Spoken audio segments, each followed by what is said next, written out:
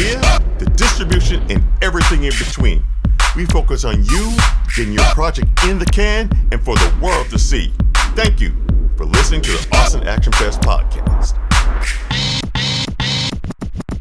Now let's get cracking.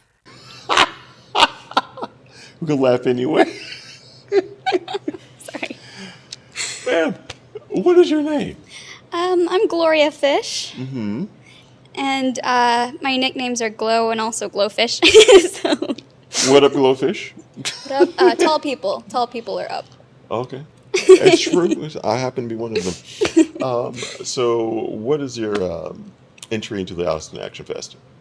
I submitted my film through Film Freeway because I saw that it was opened, and I thought, hey, it's in Austin, so I was like, we can drive to that, and it'll be. This is my first. Festival I've attended in person. We thank you. With my film. So Thank you very much. Thank you. Where did you drive in from? The Dallas area. Okay, so this is vacation too. Yeah, a little bit. Okay, so what is the name of your entry? My entry's name is Chasing Light. Mm-hmm. And what is it about? Chasing Light follows a flower. It's a sentient alien flower on a dark bioluminescent planet. Okay. Who she survives from the light of these glowing dandelions. Okay. And the tides turn when a glowing bee, I call him Glow Bee, starts pollinating these dandelions, and it causes them to explode and disperse. Mm-hmm. And Lily chases to stop him. And Lily's the flower. Lily's a flower, yeah, Okay. to stay alive. And so Lily has to learn some valuable lessons about life, and that it's more than just surviving. Mm-hmm. Now, one thing I've noticed when I saw the film, that letting go That's it. letting go of the bee actually ensures that she survives. Yeah. Instead, the more she held on to what she thought that was right, the closer she was to actually dying. Yeah. She let go. Hey, I survived. Who knew? Yeah, it's definitely about having faith in the darkest of times. Amen to that. Amen to that. So, how long did it take you to make this? About a year and a half. Okay. All the nerdy questions out of the way. I got to get them out of the way. What software did you make it in? Several. I used Maya for most of it, especially to animate, and I used Nuke for compositing and After Effects for the bee pollen. Right. And Premiere Pro for editing, and what's where I put my sound in. And maybe some Photoshop, because I had to paint over some bugs. Not the bee, my glitches. So, Right. Yeah. Okay. So I love the overall work. What was this based off of? Was it based off of anything? Oh, yes. This was based off of my experience at the college I attended. Mm-hmm. I was extremely overworked, and I felt like I was in a very dark, it felt very dark, and I felt kind of alone in regards to that. I was just constantly overworking, and I felt like I was a little bit losing my mind sometimes. And I knew that I just had to have faith. And the thing that happened was we were approaching some deadlines, and my film it's unique. It's not quite like most of the other films. They had very simple concepts that most people understood. Mine was an alien planet, a flower girl, a glowing bee, exploding dandelions. It still told a solid story, had a beginning, middle, end. The concepts were not hard to grasp.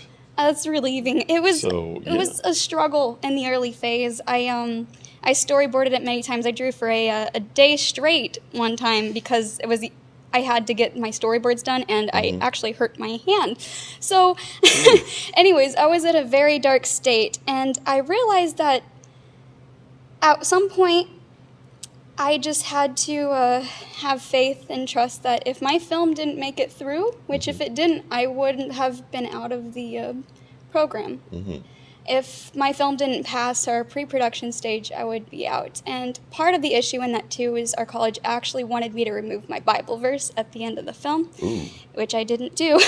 And so I was like, God, if it's your will for me to just, if I don't pass this, I'll just move on, and your direction will be better than mine. So I just trusted in that, and I moved forward, and it passed. And so it was kind of my story, and the fact that I felt like I was just holding on, and I had to just learn that, if, it's like, this has to be the best, I have to do the best I can, and I'm just hurting myself, and I was like, you know what? It's okay. You pushed on through. Yeah, and the light still shines in the darkness, so it's the moral of the film. The PK kids understand. So what ultimately do you want to do with this project? This project, right now I want to spread it. I plan on releasing it next month, if possible, but What platform? What platform? Likely YouTube. I will also release it on my Instagram and probably Twitter.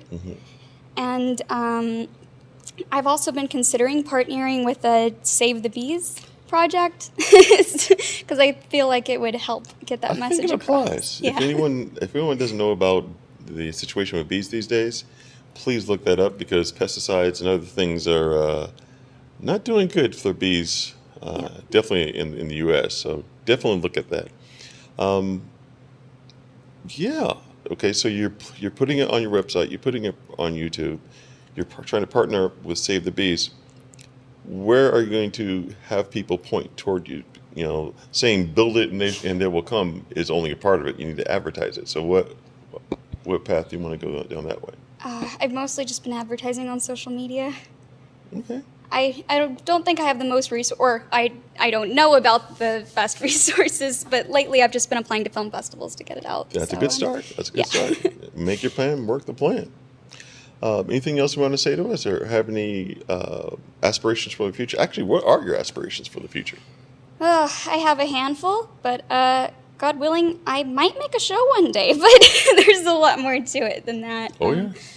Showrunner and there's everything, a lot right? of things I want to do. I want to travel. And just Okay, so as far as film-wise, Yes. what animation what are the levels of animation you think you want to show next? So you said have your own show, like half-hour animated show, something like that? Or? That's kind of what I'm hoping for. Often I would think maybe a 22-minute short, unless it was on a streaming service such as Netflix. I've done a little bit of looking into that, but I have a ways to go, and I'm not rushing yet. I'm kind of taking a break. So, That's understandable.